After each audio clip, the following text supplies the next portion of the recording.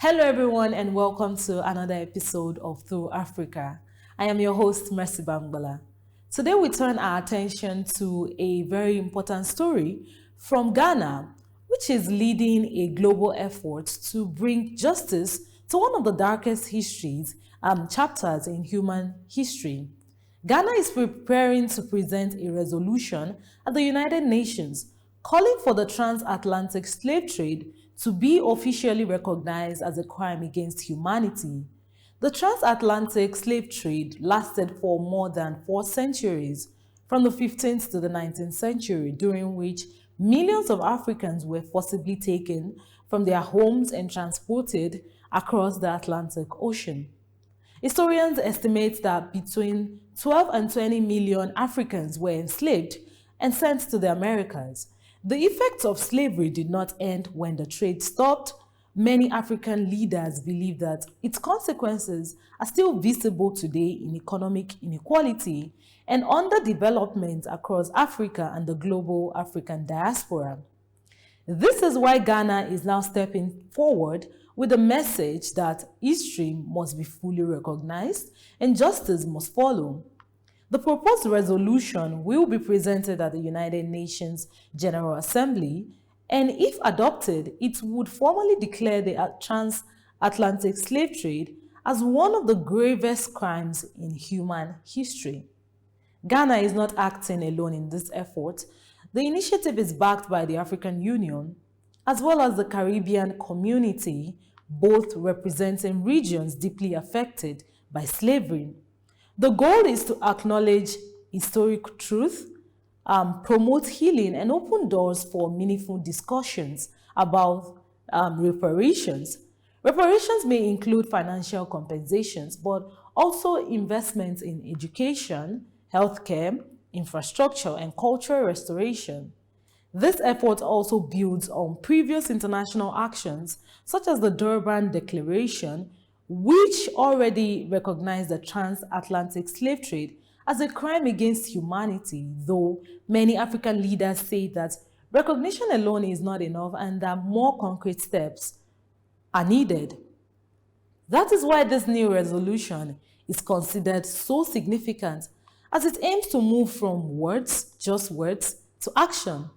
Some countries, particularly in Europe, have expressed concerns about reparations, arguing that present-day governments should not be held accountable for actions that took place centuries ago.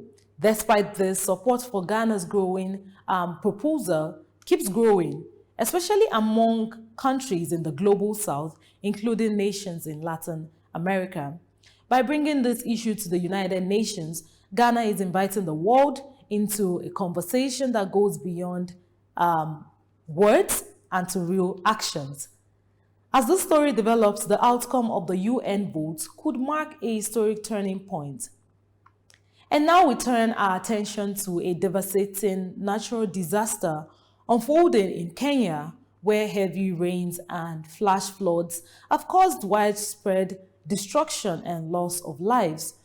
At least 81 people have been confirmed dead as torrential rains continue to hit different parts of the country, leaving thousands of families displaced. The floods have affected multiple regions, but some of the hardest hit areas include Kisumu Country in western Kenya and the capital city of Nairobi. In Kisumu, entire villages have been submerged underwater, destroyed around 1,200 hectares of farmland and sweeping away crops that many families depended on for their survival. In the Yakach area, more than 3,000 families have been forced to flee their homes after the Sondo Miro River overflowed, pushing communities into emergency evacuation centers with very limited resources. Many residents say they have lost everything, including their homes, farms, and livestock, and are now left with nowhere to go. With at least 37 people reported dead in Nairobi, floodwaters continue to damage major infrastructure. Streets have turned into rivers, forcing people to walk through dangerous waters while trying to save what they can. Authorities have also reported deaths in nearby areas such as Kiambu, as well as landslides in other regions, further increasing the human toll of the disaster. Across the country, thousands of families have been displaced, and many are now living in temporary shelters or evacuation centers, relying on emergency assistance. Essential services have been severely disrupted, with roads becoming impassable, homes destroyed, and access to clean water and electricity affected in several areas. As the rescue and relief operations continue, authorities are urging residents to remain extremely cautious as more rainfall is expected in the coming days. Emergency teams, including government agencies and humanitarian organizations, are working to provide aid and restore damaged infrastructure. However, the scale of the disaster is making these efforts increasingly challenging. Scientists and climate experts warn that such extreme weather events are becoming more frequent and more intense, partly due to climate change. East Africa, in particular, has experienced a growing pattern of severe floods and droughts in recent years, showing the region's vulnerability to environmental changes. This disaster, for many, is a warning about the urgent need for better infrastructure. And now we bring you another developing story from Central Africa, where Chad has begun urgently relocating refugees near its eastern border with Sudan as cross-border violence increases. Authorities in Chad say that they have started moving thousands of people, many of them women and children, away from border towns to safer areas further inside the country. These actions come after a recent drone attack from Sudanese territory killed 17 people in Chad, including mourners at a funeral, prompting Chad's president, Mahamat Idris Deby, to order the army to prepare for a possible military response and reinforce security along the frontier. Officials say the initial relocation involves around 2,300 refugees who had been staying in towns near the border, such as Tine in the Enediye province.